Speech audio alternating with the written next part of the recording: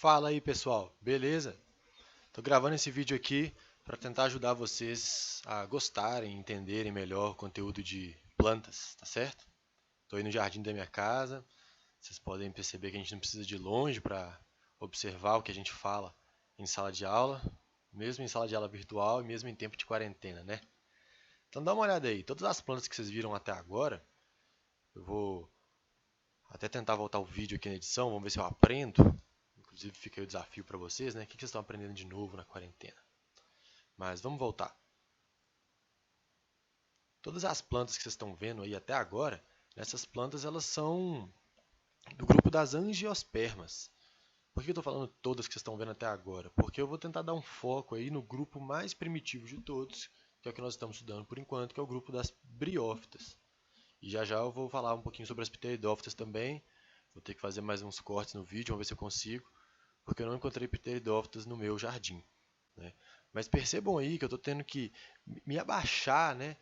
Tendo que ficar próximo ao solo, onde tem sombra, para poder encontrar esses exemplares aí de briófitas. Tá vendo essas coisinhas verdinhas aí na pedra? Isso aí são plantas. Por que eu sei que são plantas e não são fungos, por exemplo?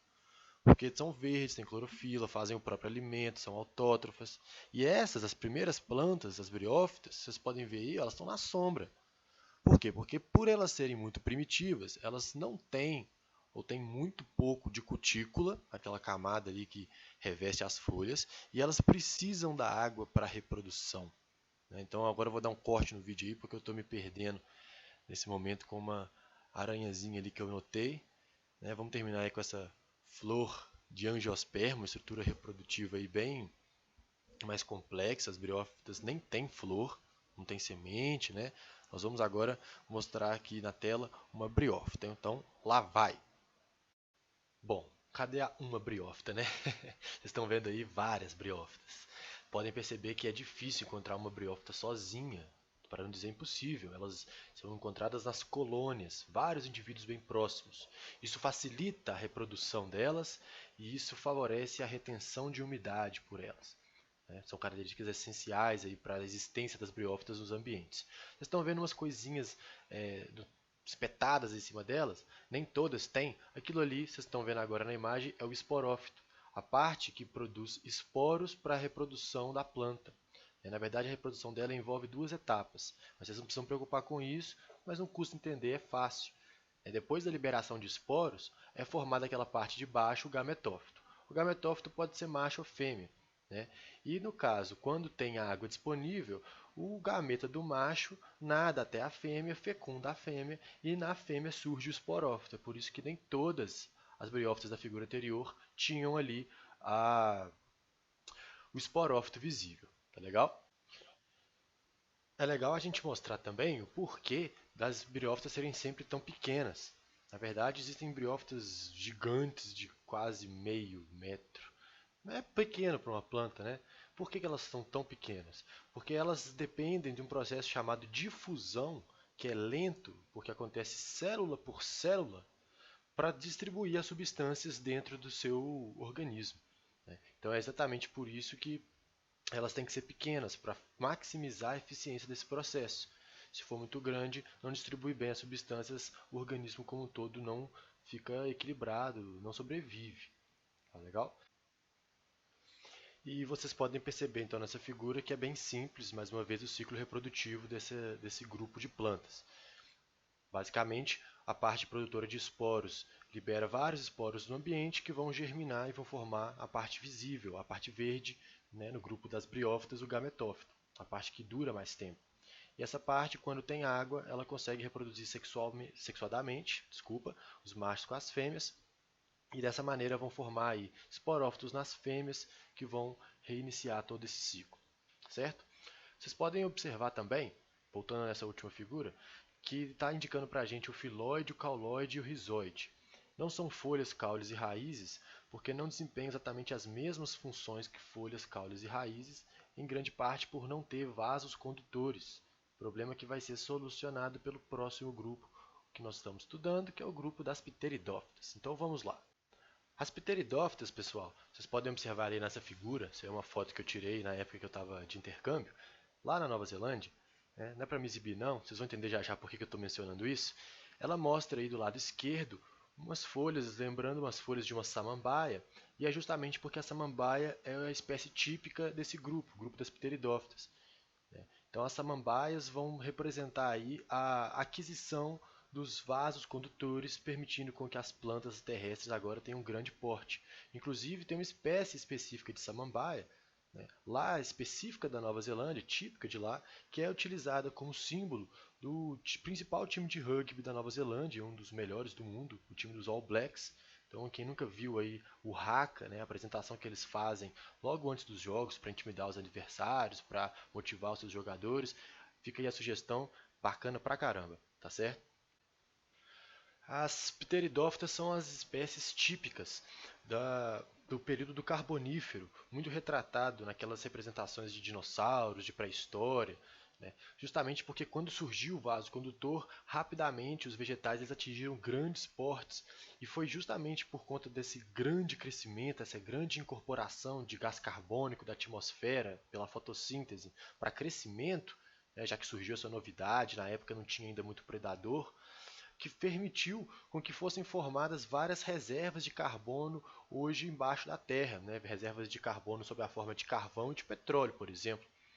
Então, foi nessa época de surgimento das pteridófitas que coincidiu a formação dessas grandes reservas que sequestraram carbono da atmosfera e aprisionaram ele embaixo da Terra, e que hoje o ser humano ele cria um impacto muito grande, né, conhecido como aquecimento global, por estar extraindo esse carbono aprisionado embaixo da Terra, trazendo ele para a superfície e liberando, né, quando ele queima esses combustíveis na atmosfera, intensificando o efeito estufa.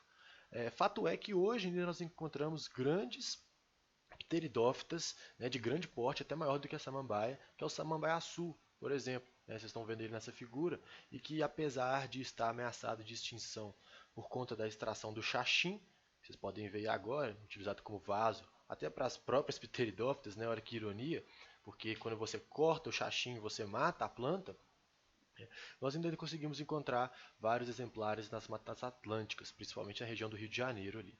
Tá legal? Então vocês podem perceber, pessoal, que para poder encontrar pteridófitas eu tive que buscar um local que recebesse mais sombra, que recebesse um pouco mais de umidade por mais tempo, conseguisse ficar úmido, reter a umidade ali, né? Que foi justamente no muro dessa casa. Vocês estão vendo que até briófitas sobrevivem nesse local por conta da umidade, né? De não receber uma luz tão intensa solar. Justamente porque esses dois grupos de plantas não são independentes da água, nem briófita, nem pteridófita samambaias, né? Não é bem uma samambaia, né, do jeito que vocês estão conhecendo, é que eu vou mostrar para vocês aí agora, né? Mas se ela tivesse no período reprodutivo, vocês iam enxergar aquelas coisinhas, aqueles pontinhos escuros que ficam geralmente na parte de baixo das folhas dela, né? São os soros ou soros. São justamente os esporos que são liberados para formar novos gametófitos. Ou seja, essa daí é a parte que forma esporos, né? Não é aquela parte correspondente lá às briófitas, aquela parte marrom, bege. Então, as pteridófitas inauguram também uma nova tendência, né, no reino das plantas, de não simplesmente serem maiores, mas serem também esporófitos, principalmente, não gametófitos. Vocês vão ver que uma das adaptações para ficar em ambientes um pouco mais secos do que esse daí, igual eu estou mostrando para vocês, elas dependem desse ambiente mais sombreado, estão vendo? Esse ambiente ali mais protegido do ressecamento, elas vão desenvolver uma nova tendência. Além dos vasos condutores para serem maiores, elas vão ter o esporófito como fase que dura da vida. O gametófito, aquela fase que depende mais da água, né, produz gametas, que tem que nadar, vai ser uma fase bem curta do ciclo de vida das plantas de maneira geral daqui para frente, né, que vão ser os próximos capítulos, gimnospermas e angiospermas. Tranquilo? Então aqui eu estou mostrando para vocês o esporófito das pteridófitas, né? Tem ali a folha, tem o caule, que geralmente não é visível. O caule ele fica deitado, ele é subterrâneo. Ele basicamente é como se fosse uma raiz, mas não é uma raiz, ele é o caule ainda, porque ele não mostra a função da raiz de absorção, né? A raiz fica ali curtinha para fixar e para absorver água. O caule distribui com seus vasos condutores para as folhas ali fazerem a fotossíntese e devolverem para toda a planta a seiva agora com glicose, com o alimento, né? Então, o esporófito é essa fase que dura, e agora eu estou mostrando o que seria o gametófito, que dura muito pouco tempo, vocês estão vendo que ele é bem pequenininho e que ele depende ainda da água para facilitar com que células nadem de um lado para o outro. Então, mais uma vez, igual às briófitas, o gametófito eles são pequenos, eles são próximos à parte feminina e masculina. Aqui, no caso, o gametófito ele já é hermafrodita, então ele vai ser capaz de produzir os dois tipos de gameta. Tudo isso para facilitar o máximo possível a reprodução sexuada e a formação de um novo esporófito, que é a parte que vai durar, que vai fazer fotossíntese, que vai reproduzir de uma maneira independente da água, né? Basta liberar esporos e eles caírem no local adequado para germinar. Ok? Então a principal novidade evolutiva foi o surgimento de xilema e floema no grupo das pteridófitas e ela veio para ficar. Tá? A xilema é o vaso condutor que leva seiva bruta, que é só água e sal mineral vindo da terra para todas as partes da planta, e o floema é a parte que distribui, depois que essa água, essa sal mineral passou pelas folhas, a glicose que agora vai estar ali misturada, produto da fotossíntese, o alimento da planta, que a raiz, por exemplo, não consegue sintetizar porque não está exposta à luz solar, não tem clorofila. Tá legal? Vamos então finalizar aqui mostrando o nosso cladograma. Nós já vimos ali que a novidade das briófitas, das plantas em geral, é ter um embrião retido na mãe, é ter uma cutícula, apesar de que seria duvidoso, né, por isso o asterisco. Nas pteridófitas vai surgir então uma cutícula já mais desenvolvida, que protege contra a desidratação. Vai existir ali também vasos condutores, por isso elas vão ser maiores e também vão ter raiz, caule e folha verdadeiros. E para finalizar, a parte que dura da planta agora, né, a parte que a gente reconhece como planta, o principal, o organismo, é o esporófito. Beleza? Não a parte que produz gameta, a parte que produz esporos. E isso vai continuar daqui para frente até a gente ver os próximos grupos de gimnospermos, angiospermos, o surgimento das últimas estruturas, né, que vocês até agora talvez estejam estranhando, né, as sementes, as flores, os frutos. Ok? Então, no mais é isso, galera. Espero ter ajudado. Deu um trabalho considerável fazer essa aula para vocês, porque eu tentei fazer ela diferente, com mais edições. Se você gostou, faz favor aí, manda um elogio, fala que ficou bom, se te ajudou, se teve alguma dúvida, dá um comentário. Isso aí é bacana, me incentiva a continuar fazendo esse esforço aí por vocês, porque eu faço porque eu gosto, né? Mas é sempre bom de ter um reconhecimento se ficou bom, ou pelo menos uma sugestão para melhorar. Aquele abraço, turma. Valeu!